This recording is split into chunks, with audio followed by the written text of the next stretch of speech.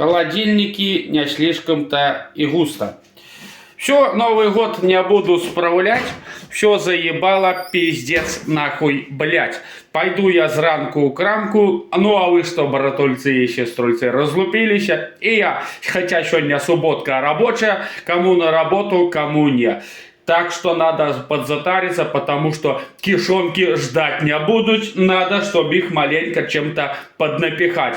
Нормальную ежу. Хватит жрать вот это марципан и краковскую колбасу. Надо есть нормальную пищу. То есть супы, макароны, каши и так далее. Хватит вот этой хуйней заниматься. Надо заниматься правильными вещами. Пойду в какой-нибудь супер-гупер-маркет, потому что все говоришь, хватит тебе по акции это все продукты брать. Пойду в большой какой-нибудь трехэтажный магазин и наберу нормальных свойских продуктов. Потом сделаем распаковочку.